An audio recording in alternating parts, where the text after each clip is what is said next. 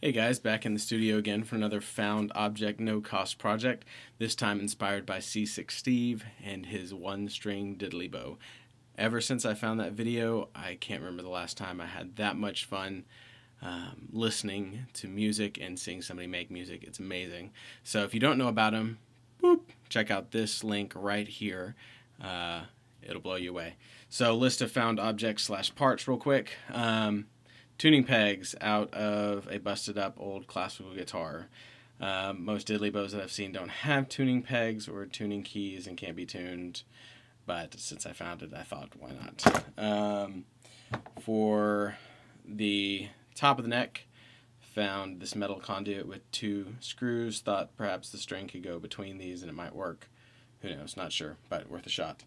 My favorite found object is this old doorstop. I'm going to use it as the bridge and thought maybe if I'm lucky I could get some kind of whammy bar action out of it. We shall see. At the heart of it is the old bridge pickup from my Samick Radio 10 that I modified a few years ago that I've soldered on an old jack to. It's ridiculously tall. It's a Duncan design, which means it's some sort of off-brand. So I have to make some modifications, find some more wood to stack the other stuff higher so the string will go over it. And then at the back, last but not least, is this bad boy, which is another one of my projects. The first one, you can check out the link here on what I did to this. So it's pretty nasty, and I'm hoping that it'll make a good, nasty, dirty, ugly diddley bow sound. So anyway, I've got a few scraps of wood and a few screws laying downstairs, and I'm going to cut some things up, put it together, and we'll see what we come up with. And we're back, and we have a completed diddley bow. Something to note, this seems kind of long, I'm going to have to back up.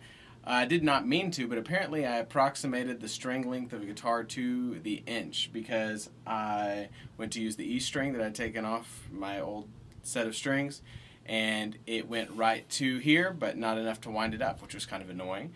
But if I hadn't bought anything else, I'm not going to buy a new guitar string. So I just used the A string instead, and it barely fit, but it did. Ran the tuners through the bottom.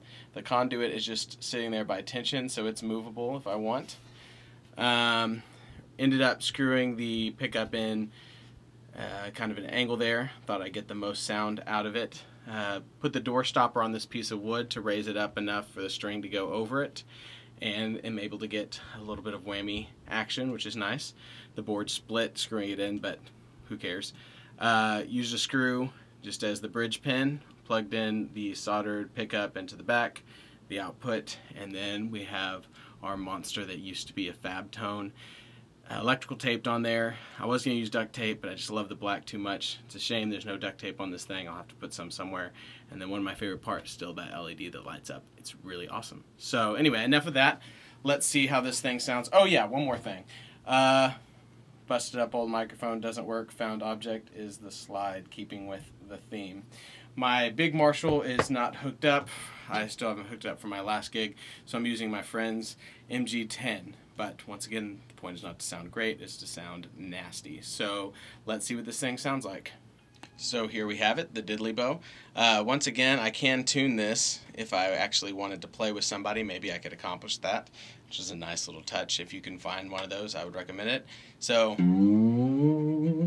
we can get a little sound out of it clean, but who wants to do that? So let's juice this thing up.